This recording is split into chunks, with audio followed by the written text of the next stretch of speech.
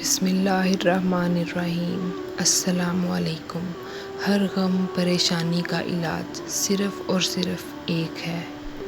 سعودی عرب کے ایک بہت بڑے پروفیسر اپنا واقعہ بیان کرتے ہیں۔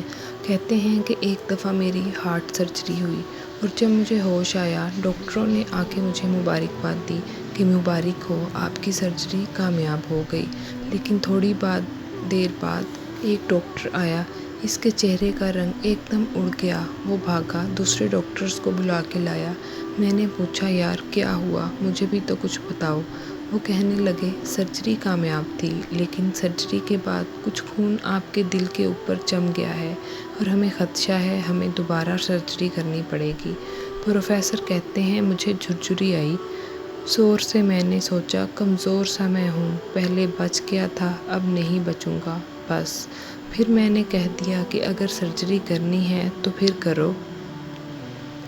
سارے ڈاکٹرز آپریشن تھیٹر میں تیاری کرنے بھاگے اور میں پیچھے ٹیک لگا کر آنکھیں بند کر لی کہ اب مرنے کے لیے تیار ہو جاؤں۔ اتنے میں ایک نرس آئی اور میرے کان میں آ کے بولی صلی اللہ علیہ وآلہ وسلم۔ پروفیسر صاحب اپنے ڈاکٹرز کی تو مان لی ہیں، دوائیاں بھی کھا رہے ہیں، تو جو نسخہ میرے نبی کریم صلی اللہ علیہ وآلہ وسلم نے بتایا ایک بار وہ بھی کر کے دیکھ لیں۔ مجھے فوراً وہ حدیث یاد آ گئی، اللہ کمی زیادتی معاف فرمائے۔ ایک دفعہ نبی کریم صلی اللہ علیہ وآلہ وسلم کے پیارے صحابی نے پوچھا کہ اللہ کے نبی، جب میں دعا کرنے بیٹھتا ہوں تو دعا سے پہلے دعا کے آخر میں درود شریف کتنا پڑھوں؟ آپ صلی اللہ علیہ وآلہ وسلم نے فرمایا تمہاری مرضی، جتنا مرضی پڑھ لو۔ تو صحابی نے کہا چوتھا حصہ کافی ہے؟ آپ صلی اللہ علیہ وآلہ وسلم نے فرمایا اگر مقدار بڑھا دو تو تمہارے لیے بہتر ہے۔ صحابی کہنے لگے اللہ کے رسول صلی اللہ علیہ وآلہ وسلم آدھا حصہ اگر پڑھ لوں؟ آپ صلی اللہ علیہ وآلہ وسلم نے فرمایا اور بڑھا دو، تمہارے حق میں بہتر ہوگا۔